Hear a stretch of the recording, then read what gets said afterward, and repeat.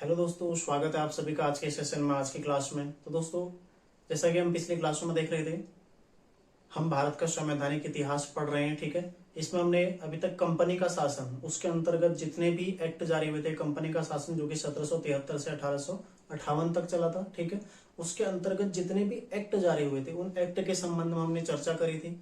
ठीक है, कि पहले रेगुलेटिंग एक्ट आया, फिर पिट्स इंडिया एक्ट आया जो महत्वपूर्ण है। 1793, 1813, 33 और 53 में 4 चार्टर एक्ट आए थे। ठीक है, इनके संबंध में हम चर्चा कर चुके हैं। तो आज हम जानेंगे ताज का शासन। ठीक है, ताज का शासन।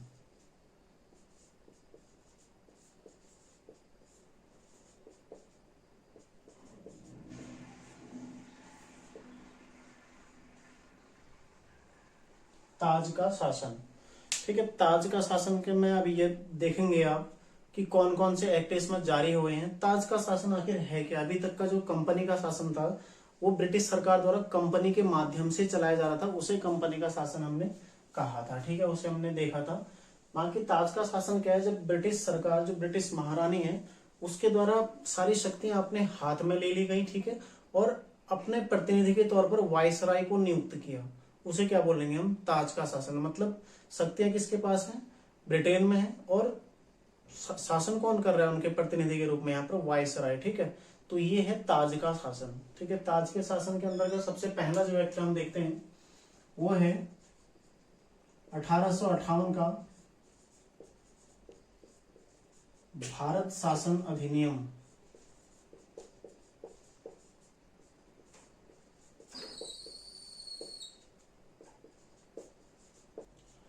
तो भारत शासन अधिनियम 1858। ठीक है, सबसे पहले तो यहाँ पर आप देखते हैं जो घटनाक्रम होता है आधुनिक भारत में पढ़ेंगे। ठीक है, तो सबसे बड़ी क्रांति 1857 की क्रांति, भारत की सबसे पहली स्वतंत्रता संग्राम की क्रांति होती है। ठीक है, उसके बाद के अंग्रेज भी बौखला जाते हैं, है ना कहीं उन्हें भी तो आघात पहुंचता है। हालांकि वो प्रभावी रहते हैं उसको दबाने में, लेकिन फिर भी कहीं ना कहीं उन्हें भी ऐसा लगता है कि हाँ, भारतीय उनका विरोध कर रहे हैं, तो अब उन्हें पुनः अपने शासन को क्या करना है? निरंकुश करना है ना।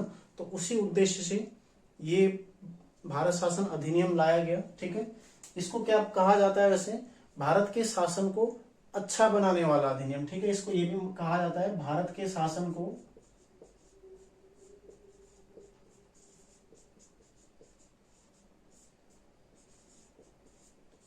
अच्छा बनाने वाला अधिनियम।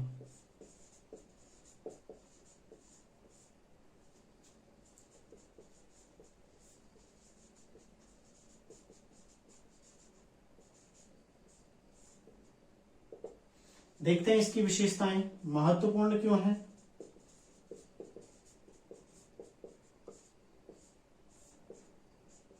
ठीक है, विशेषताओं में क्या हो जाएगा? सबसे पहले कंपनी के समस्त अधिकार समाप्त।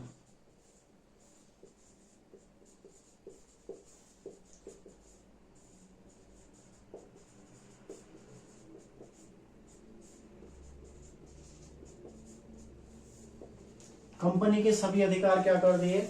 समाप्त कर दिए गए। ठीक है, मतलब कंपनी ही समाप्त कर दी गई। अब कंपनी समाप्त हो गई तो जिनके माध्यम से कंपनी, जैसे कोर्ट ऑफ डायरेक्टर्स और बोर्ड ऑफ कंट्रोल, ठीक है, तो उनको भी क्या कर दिया गया? उनके अधिकार भी समाप्त कर दिए गए और द्वैध शासन भारत में खत्म हो गया। ठीक है, समाप्त जो शासन है, ठीक है,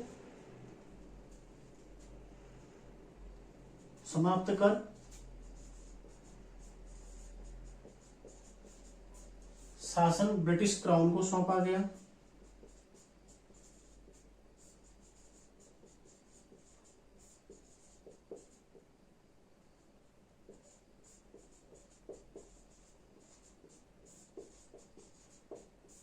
ठीक है, जो ब्रिटिश क्राउन है, भारत के गवर्नर जनरल को क्या कहा गया? वायसराय कहा गया। ठीक है, इस वायसराय के माध्यम से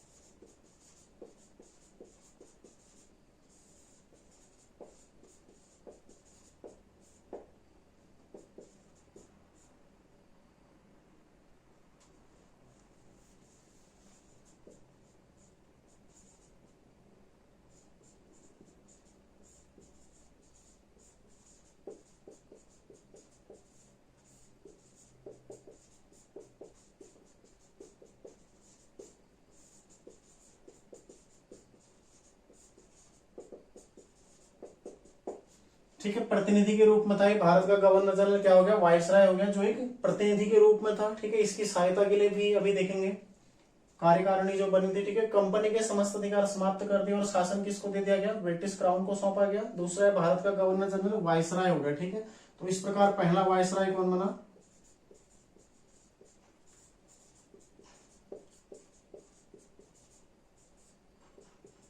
कैनिंग।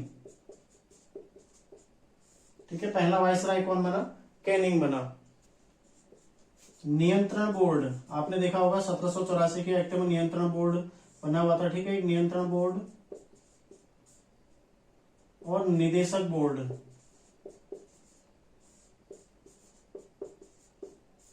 निदेशक कोड करके था। ठीक है, तो ये दोनों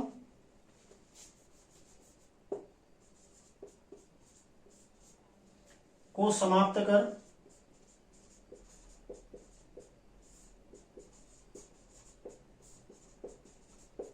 इनको समाप्त कर दिया गया। ठीक है, इस प्रकार क्या हो गया,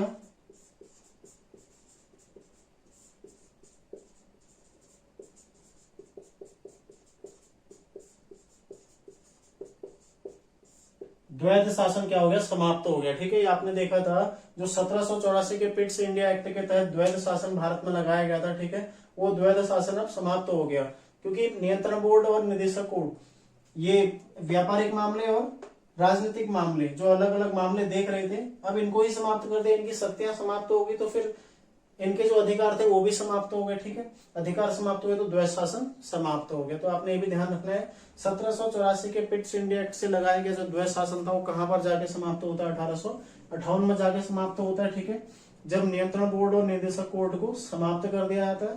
तो अगर यदि यही समाप्त हो गए, ठीक है, संस्था ही समाप्त होगी तो उसके अधिकार भी समाप्त हो गए। ठीक है, तो ये भी आपने याद रखना है। अगला पॉइंट है इसमें,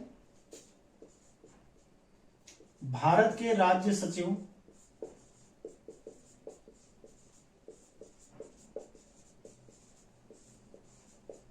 नामक पद का सृजन। ठीक है, ये एक पद बनाया गया, नया पद, भारत के राज्य सचिव नामक एक और पद इसमें सृजित किया गया। ठीक है, जिसमें क्या, इसे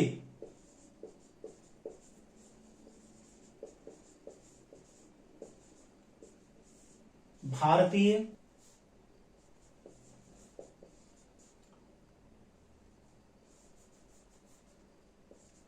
प्रशासन पर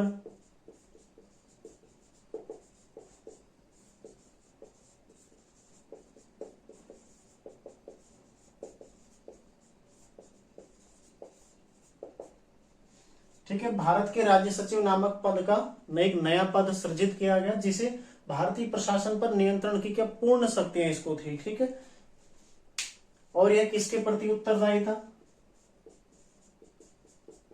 ब्रिटिश संसद के प्रति।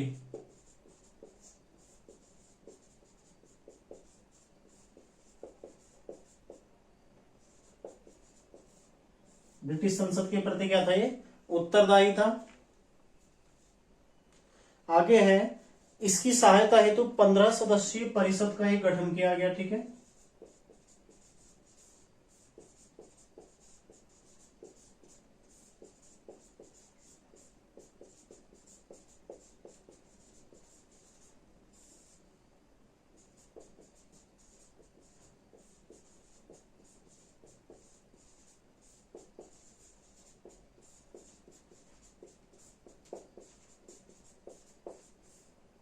जिसे क्या कहा गया, भारतीय परिषद।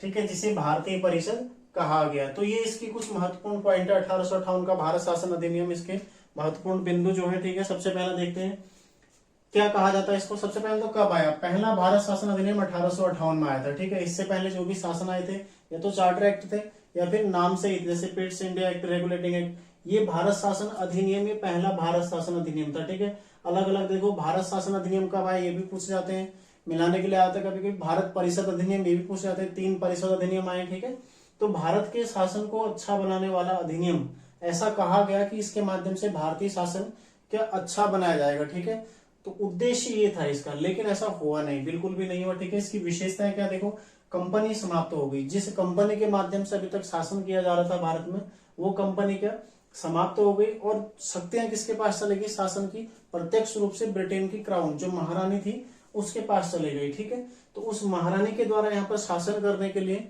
अपने प्रत्यक्ष प्रतिनिधि के रूप में किसको चुना, एक वायसराय को, वायसराय नामक पद, ठीक है, जो कि पहले गवर्नर जनरल था उसको वायसराय बनाया, और प्रत्यक्ष प्रतिनिधि वो था किसका, ब्रिटेन की महारानी का। ठीक है, यहाँ पर पहला वायसराय कौन बना इस प्रकार, कैनिंग। तो लास्ट गवर्नर जनरल कौन था भारत का, कैनिंग था, जो कि पहला वायसराय बना।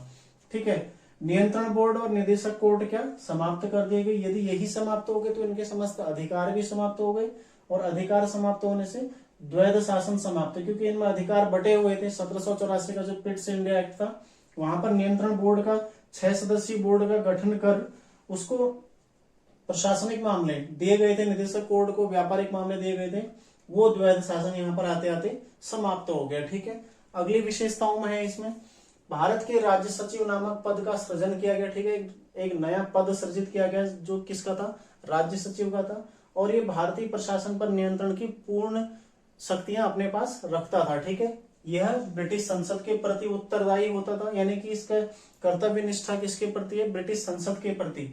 ठीक है, इसकी सहायता है तो एक 15 सदस्यीय परिषद का भी गठन किया गया, जिसे भारतीय परिषद कहा गया। अब इसकी सहायता के लिए कहीं ना कहीं कोई शासन करेगा, तो उसके लिए शासन चलाने के लिए कुछ न कुछ तो चाहिए ना, तो इसको भी 15 सदस्यीय परिषद का गठन किया गया, क्योंकि ये तो एक अधिकारी के तौर पर कार्य करेगा, लेकिन जो परिषद में अन्य सदस्य हैं वो सभी मिलकर इसको रिपोर्ट करेंगे, तभी तो शासन प्रत्यक्ष सही हो पाएगा। ठीक है, तो 15 सदस्यीय परिषद का गठन किया गया, जिसे भारतीय परिषद के नाम से जाना गया है। तो ये है 1858 का भारत शासन अधिनियम। ठीक है, इससे अतिरिक्त इसमें कोई महत्वपूर्ण बिंदु है नहीं जो परीक्षा की दृष्टि से महत्वपूर्ण हो। आगे देखते हैं भारत परिषद अधिनियम 1861। अब देखते हैं भारत परिषद अधिनियम 1861। ठीक है, तो पहला परिषद अधिनियम है। देखो 3 परिषद अधिनियम यहाँ पर आए हुए थे, जिसमें भारत परिषद अधिनियम 1861, 1892 और 1909। ठीक है, तो आपको ये भी ध्यान रखना है, कभी इनके वर्ष पूछे जा सकते हैं कि किस किस वर्ष भारत परिषद अधिनियम आए थे। ठीक है, तो भारत परिषद अधिनियम 3 आए थे, जिनमें पहला कौन था, क्वेश्चन ऐसे बन सकता है, पहला भारत परिषद अधिनियम किस वर्ष आया था, तो कब आया, 1861 में। ठीक है, तो पहला भारत परिषद अधिनियम, देखो उद्देश्य क्या था इसको लाने का, यहाँ पर जो शासन प्रणाली है उसको सुदृढ़ करना। ठीक है, हालांकि प्रत्येक एक्ट इसी उद्देश्य के साथ आया था, लेकिन इस तरह के कार्य वो कुछ कर नहीं पाए। ठीक है, महत्वपूर्ण है ये एक्ट, बहुत महत्वपूर्ण है भारतीय इतिहास की दृष्टि से। ठीक है, संवैधानिक और राजनीतिक इतिहास,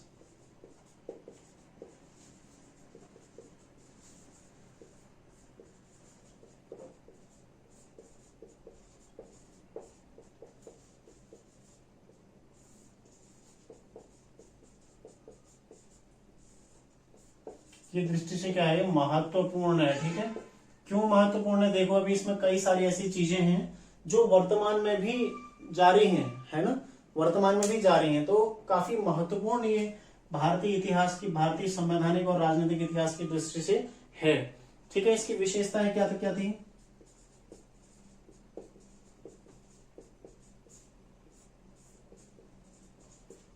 अभी तक जितने भी कानून बन रहे थे उनमें भारतीयों को सम्मिलित नहीं किया जा रहा था। ठीक है, भारतीयों को सम्मिलित नहीं किया जा रहा था। अब भारतीयों को सम्मिलित करने की प्रक्रिया अंग्रेजों ने अपनाई। क्यों, क्योंकि 1858 की क्रांति के पश्चात ऐसा लगा, ठीक है, कहीं ना कहीं उसका एक कारण यह भी था ना, जो यहाँ पर पश्चिमीकरण हो रहा था, भारतीय उसका भी तो विरोध कर रहे थे, उनकी नीतियों से परेशान थे।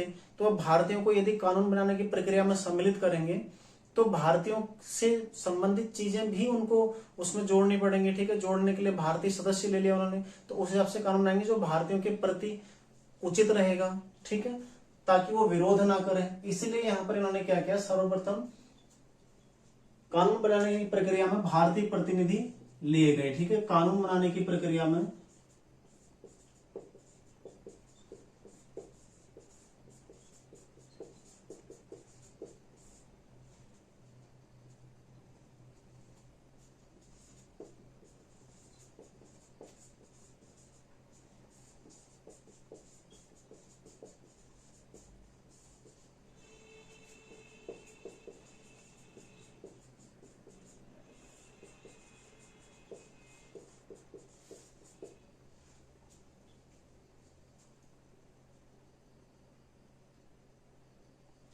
ठीक है। तो कानून बनाने की प्रक्रिया में भारतीय प्रतिनिधि सम्मिलित किए गए, जिसमें 1862 में कौन कौन लोग, 3 लोग, ठीक है। 1862 में निम्न 3, ठीक है। ये भारतीय इसमें सम्मिलित हुए थे। एक थे बनारस के राजा,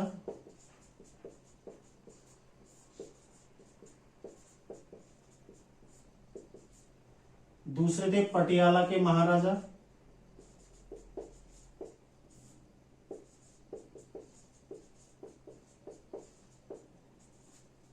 और तीसरे थे सर दिनकर राव,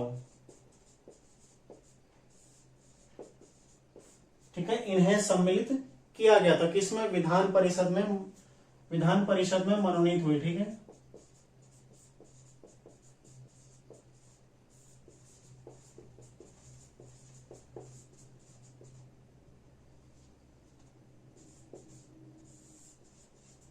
कौन कौन मनोनीत हुए, नंबर 1 बनारस के राजा, दूसरे पटियाला के महाराजा और तीसरे सर दिनकर राव। इन्हें किसमें, विधान परिषद, याद होगा ना 1853 के एक्ट से एक 6 सदस्यीय विधान परिषद का गठन किया गया था जो कानून बनाएगी, ठीक है। इसके अलावा गवर्नर जनरल की कार्यकारिणी जो कार्यपालिका के तौर पर थी, और ये विधान परिषद जो विधान बना रही थी, ठीक है, विधायिका के तौर पर थी। तो आपने ये भी ध्यान रखना है, ठीक है। तो 3 सदस्यों को मनोनीत किया गया था विधान परिषद में। कानून बनाने वाली परिषद में कौन कौन मनोनीत हुए, बनारस के राजा, पटियाला के महाराजा और सर दिनकर राव। ये 3 आपने नाम याद रखने हैं, ठीक है। अगला है विकेंद्रीकरण की शुरुआत।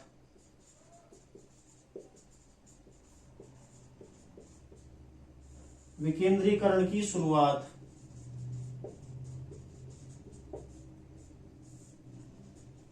विकेंद्रीकरण की शुरुआत यहां से हो गई। मतलब जो अधीन प्रेसिडेंसियां थी, जैसे बंबई है, मद्रास है, उन्हें कानून बनाने की शक्ति पुनः दे दी गई, ठीक है। वो कानून बना सकते थे, स्वयं से कानून बना सकते, ठीक है। उन्हें शक्तियां दे दी गई, विधायी शक्तियां। तो इस प्रकार क्या हुआ, विकेंद्रीकरण, है ना। विकेंद्रीकरण की शुरुआत यहां पर हो गई, जो कि कहां छीन गई थी, 1833 में। 1833 में हमने देखा था कि पूरी तरह केंद्रीकरण यहां पर हो चुका था, लेकिन अब उसे तोड़ दिया गया, ठीक है। अब क्या हो गया, यहाँ पर विकेंद्रीकरण की शुरुआत यहाँ पर हो गई, ठीक है।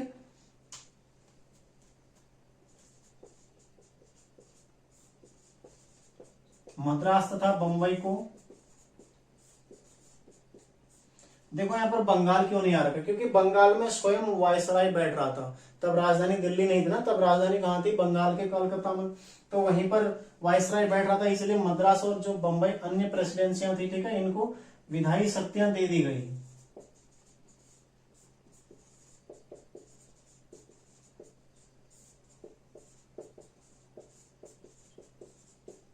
दे दी गई, ठीक है। अगला पॉइंट है इसमें, तो इस प्रकार क्या हुआ, इस विकेंद्रीकरण की शुरुआत होने के कारण 1862 में बंगाल,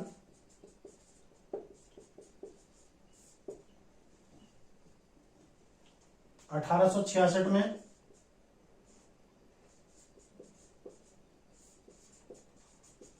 उत्तर पश्चिमी सीमा प्रांत,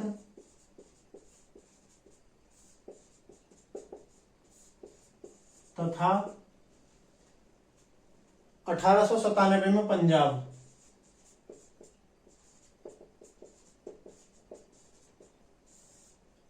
क्या हुआ यहां पर, विधान परिषदों का गठन।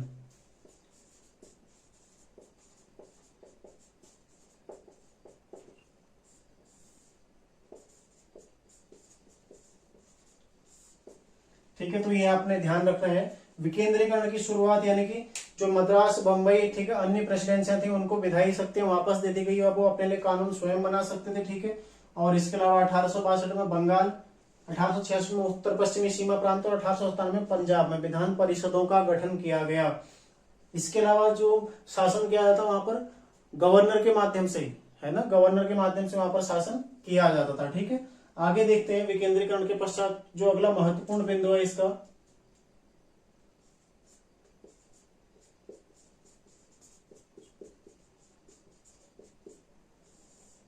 पोर्टफोलियो प्रणाली को मंजूरी, ठीक है। जो कैनिंग द्वारा विभागीय व्यवस्था 1859 में दी गई थी, पोर्टफोलियो प्रणाली, ठीक है, इसको इस अधिनियम के द्वारा सहमति दे दी गई, ठीक है, मंजूरी दे दी गई। अब क्या भारत में विभागीय प्रणाली शुरू होगी जिसे मंत्रिमंडलीय व्यवस्था, ठीक है, इस प्रकार क्या हो गया, मंत्रिमंडलीय व्यवस्था की भारत में नींव पड़ी। इसका उद्देश्य क्या था कि एक व्यक्ति, ठीक है, कोई भी एक सदस्य जो विधान परिषद का हो या कार्य, मतलब कोई एक सदस्य जिसे एक विभाग दिया गया हो, एक के अतिरिक्त अन्य विभागों का प्रभारी भी बनाया जा सकता था, ठीक है। बस सिंपल ये याद रखना है, जैसे आज होता है एक मंत्री है, उसको 4-5 अन्य अन्य विभागों का कार्यभार दे दिया जाता है, ठीक है। तो ये सिस्टम कहां से शुरू होता है, पोर्टफोलियो प्रणाली का 1861 से, ठीक है। 1861 में जो भारत परिषद अधिनियम है, इसके द्वारा इसको मंजूरी दे दी गई थी। हालांकि कैनिंग द्वारा इसको 1859 में ले आया गया था, ठीक है। और मंजूरी कब मिली, 1861 में। आपने याद रखना है, मंत्रिमंडलीय व्यवस्था या विभागीय प्रणाली भी इसको कहा जाता है, ठीक है। तो इस प्रकार क्या हो गया, मंत्रिमंडलीय व्यवस्था की नींव पड़ी।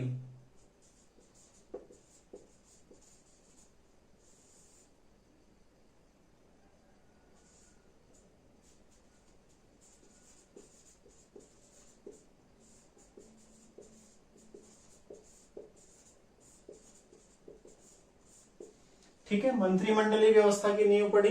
एक सदस्य को एक से अधिक जो विभाग है उनका प्रभारी इसमें बनाया जा सकता था, आपने ये भी ध्यान रखना है, ठीक है। और इसके अलावा जो अगला पॉइंट इसमें था, अध्यादेश जारी करने की शक्ति।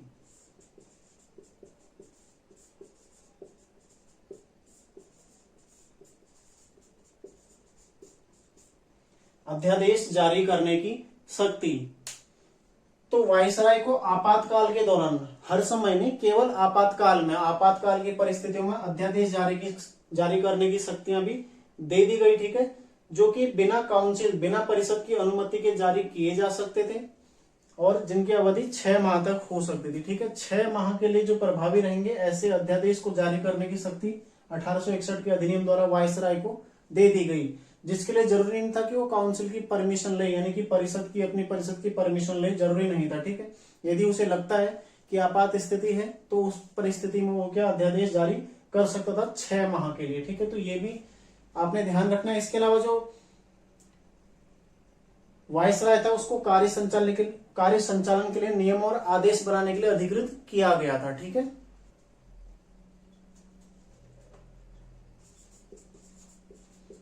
वायसराय को कार्य संचालन के लिए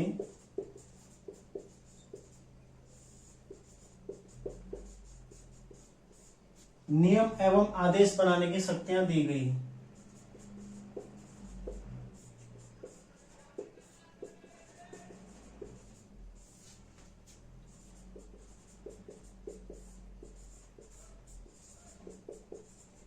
ठीक है, तो वायसराय को इस कार्य के लिए अधिकृत किया गया कि वो अब कार्य संचालन के लिए नियम एवं आदेश भारतीय क्षेत्रों के लिए बना सकता है, ठीक है। तो भारत परिषद अधिनियम 1861 जो कि पहला परिषद अधिनियम था जो भारत में आया था, ठीक है। कुल 3 परिषद अधिनियम आए थे, 1861, 1892 और 1909, ठीक है। उसका पहला कौन सा, 1861 में। इस टाइम पर भारत का वायसराय कौन था, कैनिंग भारत का वायसराय था, ठीक है। और ताज के शासन यानी कि कंपनी का शासन समाप्त हो चुका है, हमने देखा 1858 में, ठीक है। तो इसका संवैधानिक और राजनीतिक इतिहास काफी महत्वपूर्ण है, देख रहे हैं। संवैधानिक इतिहास की दृष्टि से बहुत ज्यादा महत्वपूर्ण, ठीक है। राजनीतिक इतिहास की दृष्टि से भी काफी महत्वपूर्ण है। मंत्रिमंडलीय व्यवस्था यहाँ से शुरू हो रही, ठीक है। अध्यादेश जारी करने की जो व्यवस्था यहाँ से शुरू हो रही है, ठीक है। तो विशेषताएं क्या क्या है, कानून बनाने की प्रक्रिया में भारतीय प्रतिनिधि सम्मिलित किए गए। क्यों सम्मिलित किए गए मैं आपको बता चुका हूं, क्योंकि कानून भारतीयों के सापेक्ष बना था, ठीक है। उनके विरुद्ध कानून बन रहा था तो उसका नतीजा अंग्रेजों के विरुद्ध जा रहा था, इसलिए भारतीयों को सम्मिलित करना शुरू किया गया। इसकी शुरुआत हुई और 1862 में पहली बार विधान परिषद में, ठीक है, कौन कौन मनोनीत हुए, बनारस के राजा, पटियाला के महाराजा और सर दिनकर राव, इन तीनों को किसमें मनोनीत किया गया, विधान परिषद। ये 1853 में गठित हुई थी ना, आपने पिछली क्लास में देखा था। विधान परिषद का गठन कब हुआ था, 1853 के एक्ट से। 6 सदस्यीय, किसके लिए, विधान बनाने के लिए, नियम बनाने के लिए, ठीक है। नियम बनाएंगे तभी तो उससे भारतीय थोड़ा संतुष्ट रहेंगे, है ना। तो विधान परिषद में तीनों को सम्मिलित किया गया, मनोनीत किया गया। कौन कौन, बनारस के राजा, पटियाला के महाराजा और सर दिनकर राव को। इसके अलावा विकेंद्रीकरण की शुरुआत हुई, यानी कि जो प्रेसिडेंसियां थी उनको पुनः उनकी शक्तियां वापस दे दी गई। ठीक है, विधायी शक्तियां यहाँ पर प्रदान की गई थी इनको।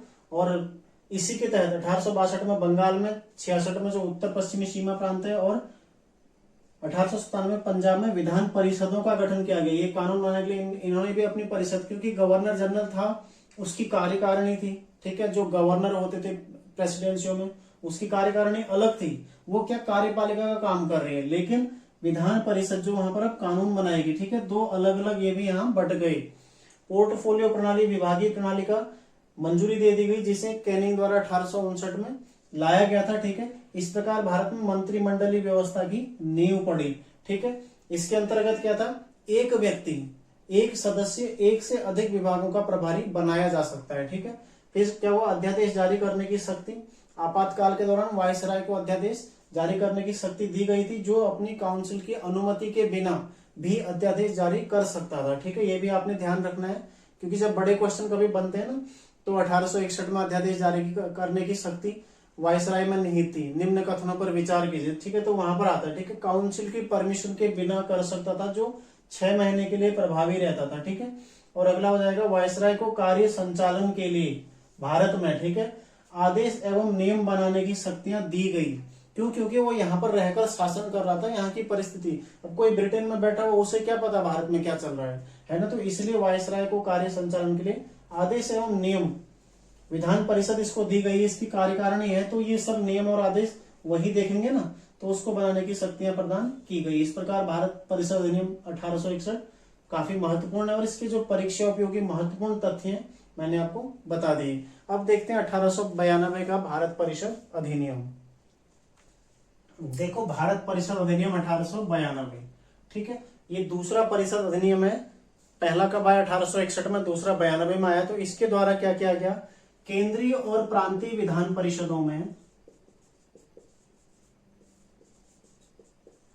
केंद्रीय और प्रांतीय विधान परिषदों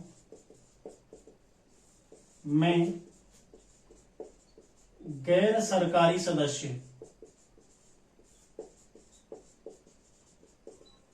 गैर सरकारी सदस्यों की संख्या क्या करी गई, बढ़ाई गई। ठीक है, बढ़ाई गई। तो पहला पॉइंट होगा, आपने याद रखना है, लेकिन इनका मत मान्य नहीं था। ठीक है, लेकिन मत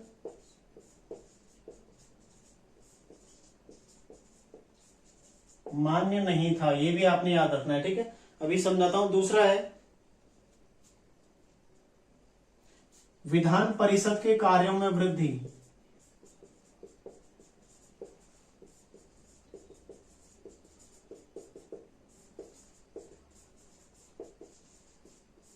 ठीक है, विधान परिषद के कार्यों में वृद्धि की गई। उन्हें बजट पर बहस करने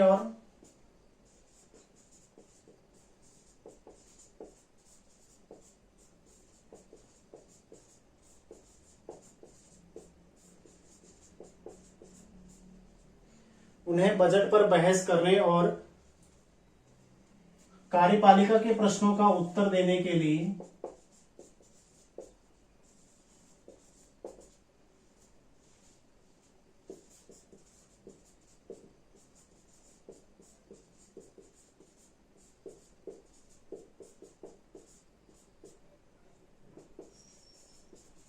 अधिकृत किया गया।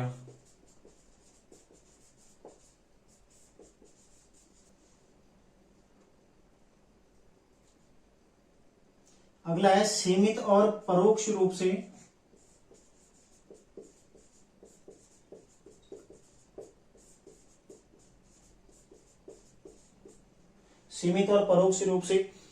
चुनाव का प्रावधान किया गया। ठीक है, अभी समझाता हूं कैसे किया गया।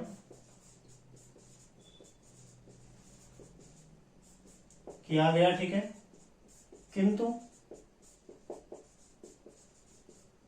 किंतु चुनाव शब्द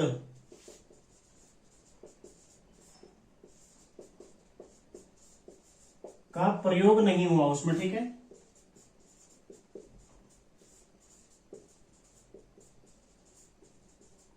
चुनाव या निर्वाचन इस शब्द का बिल्कुल भी उसमें प्रयोग नहीं हुआ था, ये आपने ये ध्यान रखना है। ठीक है, देखो केंद्रीय और प्रांतीय विधान परिषदों में गैर सरकारी सदस्यों की संख्या बढ़ाई गई, ठीक है, लेकिन ये मत नहीं दे सकते थे, जो निर्णायक मत होता था वहां पर इनका मत नहीं माना जाता था, ठीक है, बस इनकी संख्या बढ़ा दी गई। गैर सरकारी मत केवल सरकारी सदस्यों के ही माने जाते थे, गैर सरकारी सदस्यों के मतों को बिल्कुल भी मान्यता नहीं थी। दूसरा, ये गैर सरकारी सदस्य जो नियुक्त किए जा रहे थे कैसे, केंद्रीय और प्रांतीय विधान परिषदों में इनका जो निर्वाचन हो रहा था सीमित और परोक्ष रूप से चुनाव के द्वारा, ठीक है, तो सीमित और परोक्ष रूप से चुनाव, इसके द्वारा इनको नियुक्त किया गया, लेकिन चुनाव शब्द का बिल्कुल भी प्रयोग नहीं हुआ। तो भारत में पहली बार जो निर्वाचन की प्रणाली शुरू हुई यहीं से शुरू हुई, ठीक है, निर्वाचन यहाँ पर हुआ लेकिन निर्वाचन शब्द का प्रयोग बिल्कुल भी उसमें नहीं किया गया, ठीक है। दूसरा, विधान परिषद के कार्यों में वृद्धि की गई, इनके कार्यों का विस्तार किया गया, इनको इनकी शक्तियां विस्तार की गई, ठीक है, उन्हें बजट, जो बजट किसके द्वारा पेश किया जा रहा था, कार्यपालिका के द्वारा, ठीक है, उस पर बहस करने और कार्यपालिका के प्रश्नों का उत्तर देने के लिए अधिकृत किया गया। अभी तक क्या था, ये केवल कानून बना रहे थे, ठीक है, अब इन्हें बजट पर बहस करने और कार्यपालिका के प्रश्नों का उत्तर देने के लिए अधिकृत किया गया। तो परीक्षा की दृष्टि से ये 3 पॉइंट इसमें काफी महत्वपूर्ण है, ठीक है। 1892 का भारत परिषद अधिनियम, इस टाइम पर वायसराय कौन था, लैंसडाउन, ठीक है, लैंसडाउन इस टाइम पर वायसराय था 88 से 94 तक का। तो केंद्रीय और प्रांतीय विधान परिषद है, देखो विधान परिषदें बन रही थी ना दोनों जगह, विकेंद्रीकरण हो गया है तो प्रांतीय विधानसभा परिषदें भी होंगी, ठीक है। तो प्रांतीय कार्यपालिका कौन सी हो जाएगी, गवर्नर की, जो गवर्नर है उसकी परिषद, ठीक है, विधान परिषद है। ऐसी केंद्रीय जो कार्यपालिका है वो वायसराय की परिषद, और उसके अलावा केंद्रीय विधान परिषद जो विधायी शक्तियां रखती है, ठीक है। इनमें केवल विधान परिषदों में गैर सरकारी सदस्य जोड़े गए, ठीक है, इनकी संख्या बढ़ाई गई। जो सरकारी सदस्य थे वो सीमित थे, लेकिन गैर सरकारी सदस्य बढ़ाए गए, ठीक है। कितने सदस्य बढ़ाए, कोई नंबर ये नहीं पूछा जाता है कोई भी एग्जाम में, ठीक है, तो आपको उसको पढ़ के अपने आप को कंफ्यूज नहीं करना है। इतने सारे आप नंबर याद रखोगे, कभी 60, 70, कभी 100, कभी 104, 154, तो ये याद रख के कोई फायदा नहीं है, ठीक है। केवल इतना समझो उनकी संख्या बढ़ाई जा रही है, ऐसा पेपर में कभी आएगा नहीं।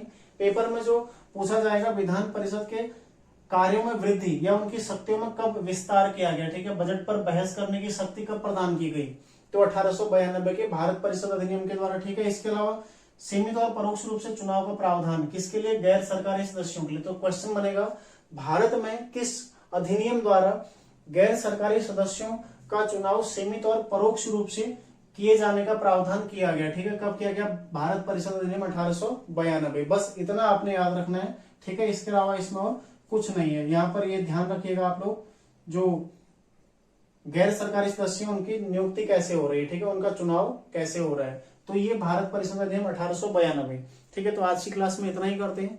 अगली क्लास में देखेंगे हम 1909 का भारत परिषद अधिनियम, जो कि तीसरा भारत परिषद अधिनियम है, ठीक है। 3 भारत परिषद अधिनियम आए, पहला 1892, 1861, फिर 92 और फिर 1909, ठीक है। तो उसमें तीसरा हम कल देखेंगे, 2 हमने आज देख लिए। तो इस प्रकार 1858 ताज का शासन शुरू हो गया, कंपनी पूरी तरह समाप्त हो गई, ठीक है।